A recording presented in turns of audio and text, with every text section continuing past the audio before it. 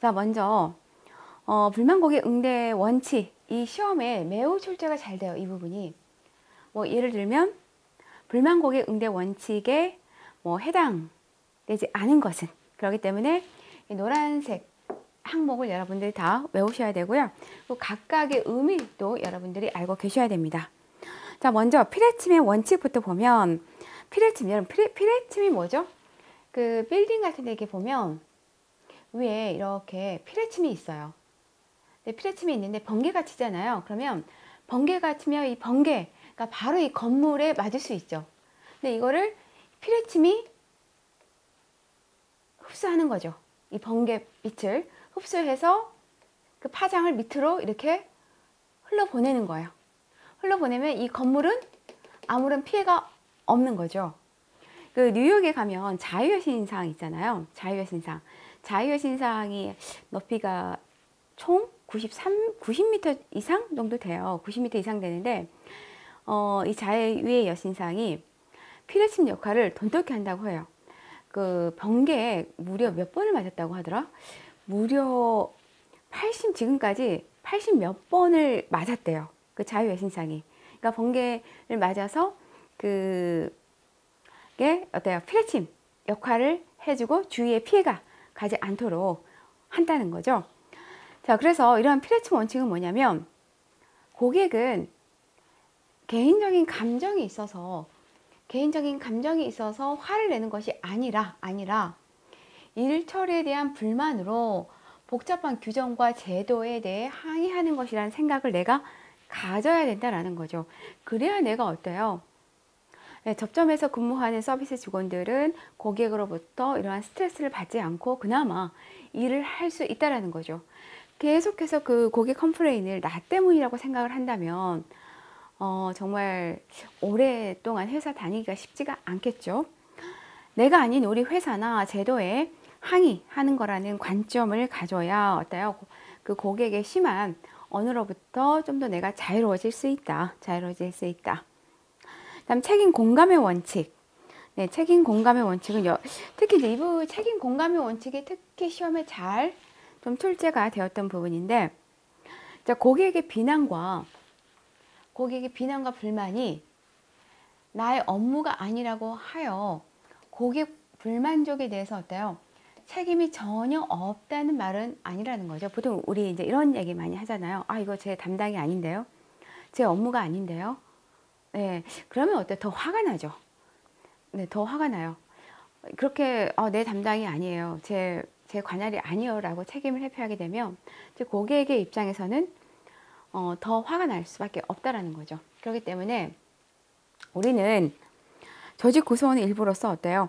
고객 불만에 같이 책임을 져야 된다. 그래서 고객은 누가 담당자인지가 중요한 것이 아니라 나의 문제를 해결해 줄 것인지 아닌지가 중요하다라는 거죠. 중요하다. 그래서 최대한 고객이 컴플레인을 표현했을 때는 내가 담당자가 아니더라도 내가 그래도 책임지겠다는 좀 생각으로, 만약 현재 담당자가 없어 그럼 거기서 책임을 회피할 게 아니라 나라도 어때요? 거기에 좀 적극적으로 대응해 주겠다는 생각으로 일을 해야 된다. 그다음에 감정 통제 원칙. 감정 통제 원칙이라는 건 말 그대로 스스로가 어때요? 이러한 고객 불평에 대해서 스스로가 감정을 잘 통제할 수 있어야 되겠죠. 통제할 수 있어야 된다. 왜냐하면 아까 말씀드린 것처럼 대부분 이제 컴플레인이 감정이 상해서, 아까 했죠. 감정이 상해서 거는 부분도 많아요. 그러니까 대부분 뭐 예를 들면 업무 때문에, 업무에 또는 제품에 무슨 하자가 있어서 또는 서비스가 잘못 전달해서 궁극적으로 어때요? 고객의 감정이 상한 거죠. 그러다 보니까 아무래도 어때요? 고객이 좀 고상하게 컴플레인 하는 고객은 거의 없습니다. 목소리가 커진다든지 주로 이제 목소리를 많이 크게 해서 이렇게 컴플레인을 많이 하죠. 그러다 보면 나도 같이 어때요? 같이 목소리가 커지게 되는 거죠. 아, 고객님 그게 아니라고요. 아니 왜 그렇게 오해를 하세요? 막 이렇게 커지게 되는데, 그러면 어때? 그러면 고객은 어때요? 더 커지게 돼요. 같이. 더 커지게 된다는 거죠. 그렇기 때문에 이런 상황에서는 오히려 나도 좀 거기에 좀 감정이 휘말리기보다는 좀 스스로가 감정을 좀 통제하는 그게 좀 필요하다. 근데 진짜 그게 쉽지가 않죠. 솔직히 이거는 내가 어느 정도 그 도를 좀 닦아야 돼. 도를 좀 내가 마음 공부를 해야 좀 가능한 일이기 때문에 우리가 보통 이제 교육할 때 보면 서비스 마인드 교육할 때 우리 직원들에게 좀 마음 공부를 좀 많이 해라고 얘기를 해요. 책도 마음 공부에 관련된 책도 보고 또 좀 명상도 하고 네, 이런 부분들이 좀 매우 필요하죠. 다음은 이제 언어 절제 원칙. 자, 언어 절제 원칙이라는 거는 말 그대로 내가 말을 많이 하는 것보다는 어때요? 많이 들어라 라는 거죠. 보통 우리는 이제 컴플레인이 발생을 했을 때 말을 많이 하게 돼요. 왜? 거기에 대해서 뭔가 합리화하고 핑계를 대고 설명을 해줘야 되다 보니까 말을 오히려 많이 하게 되는데 오히려 이때에는 좀 멈추고 오히려 고객이 더 말을 좀 많이 할 수 있도록 속이 있는 얘기를 즉 감정을 좀 다 쏟아낼 수 있도록 좀 듣는 게 오히려 낫다라는 거죠. 듣는 게 낫다. 그래서 고객의 말을 많이 들어주는 것만으로 내 고객은 돌아가면서 좋은 느낌을 가지게 돼요. 저도 현장에서 정말 예전에 그 현장에서 일을 하다 보면 정말 고객이 화가 나가지고 막 컴플레인을 걸어요. 컴플레인을 걸으면 물론 저는 그때는 제가 뭐 이러한 과정을 배우지 않았지만 그냥 그러셨군요. 그냥 들어주는 거예요. 아이고 네 진짜 그러셨군요. 저희가 미처 이걸 체크를 못한 것 같은데 너무 속상하시겠어요. 그러잖아요. 제가 어떤 때는 제가 그 호텔 프런트에서 잠깐 근무를 했었다고 그랬잖아요. 정말 30분 정도를 계속 하는 말도 하고 계속 하는 거예요. 네네. 그나마 제가 그때 좀 한가한 시간이라 체크아웃이 다 끝나고 한가한 시간이었기 때문에 네 이렇게 들어줄 수 있었는데 오히려 제가 한 30분 정도 정말 들어줬던 것 같아요. 그러더니 오히려 고맙다고 하는 거예요, 저에게. 정말 내 얘기 정말 들어줘서 고마워요. 오히려 고맙다고 하는 거예요. 그래서 별 말씀을요. 이렇게 정말 저희가 그런 것까지 저희가 헤아리지 못한 게 저희도 죄송할 따름이죠. 그랬던 기억이 납니다. 그렇기 때문에 고객은 어때요? 자기의 얘기만 잘 들어줘도 상대가 솔직히 고마워요. 네, 고마워요. 그리고 또 그런 다음에 상대가 이제 내 얘기를 충분히 한 다음에 직원이 얘기를 해도 어때요? 충분히 고객도 수용할 수 있는 마음의 영역이 커지는 거죠. 그다음에 역지사지 원칙. 자, 역지사지 원칙이라는 거는 그거죠. 네, 고객을 이해하기 위해서는 누구의 입장에서? 상대 입장, 고객 입장에서 문제를 바라봐야 되는 거죠. 바라봐야 된다. 그래서 우리가 고객을 응대할 때 고객이 우리의 규정이라던가 업무 프로세스를 다 알고 있다는 걸 전제로 상담을 하면 안 된다는 거. 규정이나 업무 프로세스를 다 알고 있다고 전제하에 상담을 하면 어때요? 당연히 고객은 모를 수 있기 때문에 고객의 입장에서 우리가 대응을 해줘야 된다, 응대를 해줘야 된다 라고 이렇게 보시면 될 것 같습니다. 왜냐하면 고객이 분명히 화를 내는 저도 제가 현장에서 일을 이렇게 해봤지만 화를 내는 데는 다 이유가 있어요. 정말 또라이가 아닌 한 다 이유가 있기 때문에 최대한 고객의 입장에서 듣다 보면 미처 우리가 생각하지 못했던 부분에서 정말 그럴 수도 있겠구나. 진짜 고객의 입장이라면 화가 날 수도 있겠구나. 이런 부분은 우리가 좀 개선을 해야겠구나 하는 부분들이 저는 오히려 좀 많다라고 생각을 해요. 그렇기 때문에 이렇게 고객 입장에서 좀 그 문제를 좀 바라볼 수 있어야 된다. 이게 바로 이제 역지사지 원칙. 5가지 원칙 꼭 기억을 해 두세요. 다음은 이제 불만 고객 처리 원칙 보도록 할게요. 자, 불만 고객을 처리할 때 원칙. 불만 고객을 처리할 때 원칙을 보면 이거 이 시험에서 아까 이제 응대 원칙이었잖아요. 응대할 때 원칙. 이거는 불만 고객을 처리할 때 원칙. 처리할 때 원칙인데 네 가지 원칙이 있어요. 네 가지 원칙이 있는데 하나하나 좀 이렇게 보게 되시면 이것도 시험에 이렇게 출제가 돼요. 불만 고객 처리 원칙에 해당되지 않은 것은. 그렇기 때문에 어때요? 이 네 가지 원칙을 여러분들이 다 숙지를 하셔야 되겠죠. 오히려 이게 이제 시험에 많이 출제가 돼요. 또는 이제 이 의미도 출제가 되지만 오히려 불만 고객 처리 원칙에 해당되지 않은 것은 이 네 가지 원칙 꼭 기억을 해 두시고요. 자, 첫 번째 제1 원칙은 공정성의 원칙이 있습니다. 네, 공정성의 원칙. 뭐 이 원칙은 공정성의 원칙, 이 원칙은 효과적인 대응, 이것까지 외울 필요는 없어요. 그냥 이 내용만 여러분들이 외우시면 되는데요. 공정성의 원칙이라는 공정성을 유지해야 된다. 자, 불만 처리 시 당연히 어때요? 공정하게 해야 되고 여기서 시험에서 자주 좀 언급이 되죠. 뭐냐면 고객에게도 공정하게 보여야 돼요. 보여야 돼요. 보이는 것도 되게 중요해요. 뭐 시험에서는 공정하게 보이는 것보다 실제 공정하게 더 처리해 주는 게 중요하다라고 하는데 아니에요. 당연히 공정하게도 해야 되지만 공정하게 보이는 것도 중요해요. 왜냐하면 공정하게 처리를 해도 내 눈에 공정하게 보이지 않으면 오히려 그게 더 어때요? 화가 날 수도 있어요. 네.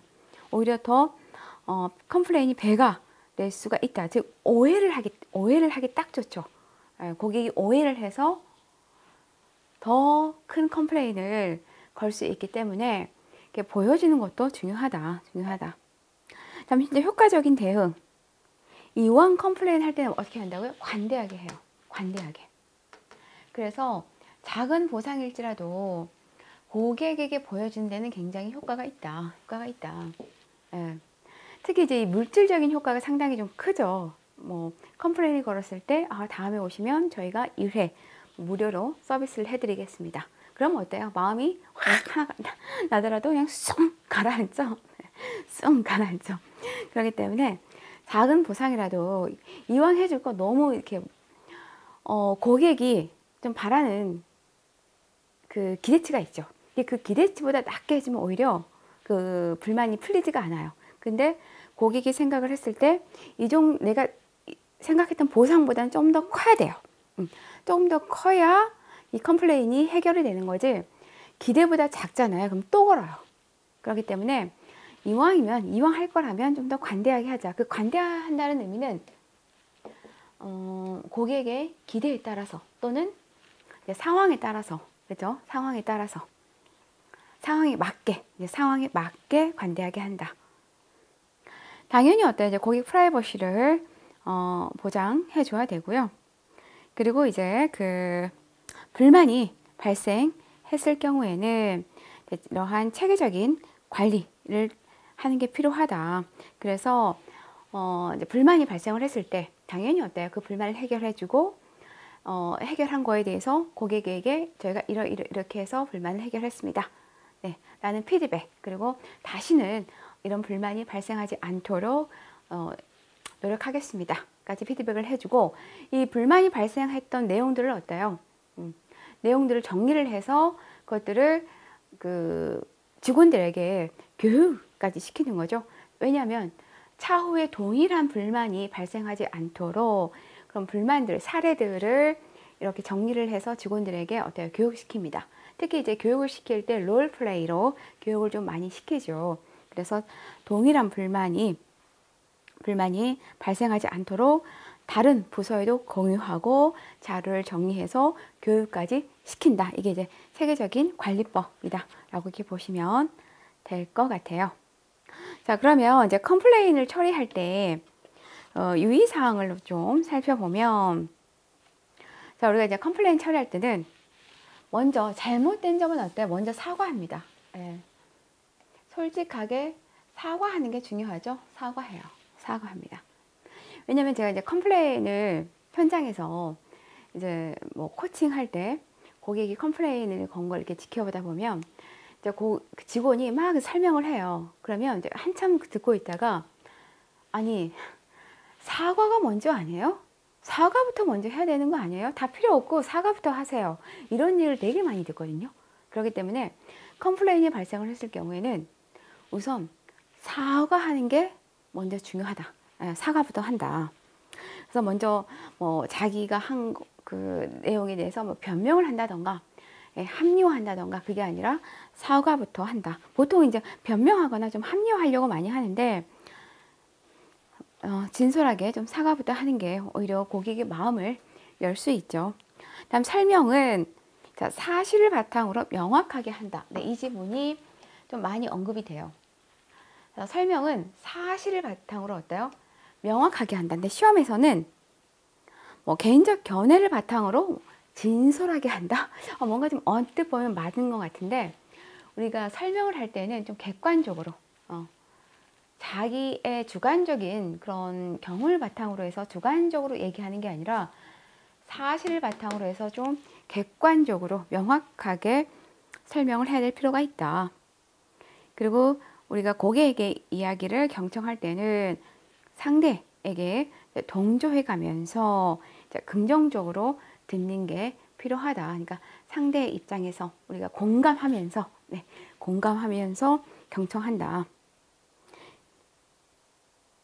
그리고 이제 긍정적으로 듣는다는 건 그거죠. 예, 그렇군요. 맞습니다. 네, 충분히 그렇게 생각할 수 있습니다. 네, 저라도 화가 났을 거예요.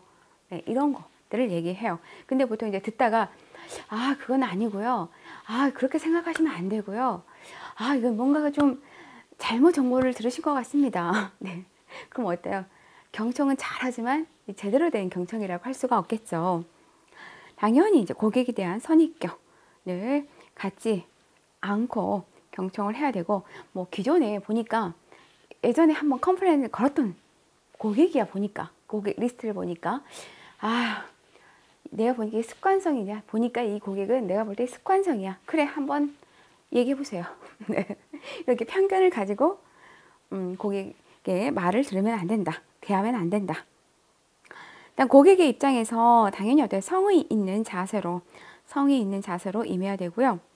자, 고객 입장에서 누구 입장? 네, 고객의 입장이에요. 고객 입장에서 성의 있는 자세로 임해야 되고, 그다음에 다음 6번 보시면 고객은 근본적으로 선의를 가지고 있다고 믿는다. 네. 시험에서는 이게 악의를 이렇게 출제가 되거든요. 아니, 꼭 기억해 두세요. 이게 이제 말 바꾸기로 자주 언급이 되었어요. 네, 선의를 가지고 있다고 믿는다. 즉, 좋은 마음으로 컴플레인을 고객이 했다고 생각을 해야 된다. 뭐 나쁜 의도를 가지고 악의적으로 만약에 트집을 잡거나 아니면 본인이 뭔가 보상을 받기 위해서 피해 보상을 받기 위해서 컴플레인을 거는 게 아니라 분명히 저 사람이 컴플레인을 거는 데는 무슨 의도가 있을 거야. 분명히 보상을 바래서 그랬을 거야. 그런 게 아니라 이제 선의를 가지고 있다고 뭔가 우리가 컴플레인을 표현해서 이 문제가 좀 시정되기를 바라는 마음에서 컴플레인을 제시했다라고 생각을 해야 된다. 기업에게 문제가 있을 경우는 자, 컴플레인, 기업에게 문제가 있을 경우 이것도 기억해 두세요. 기업에게 문제가 있을 경우는 어때요? 사실을 중심으로 명확하게 설명한다. 아까 얘기했죠? 여기 있지만 기업에게 문제가 있을 경우에는 이제 사실을 중심으로 해서 또한 명확하게 설명해야 된다 라고 보시면 됩니다.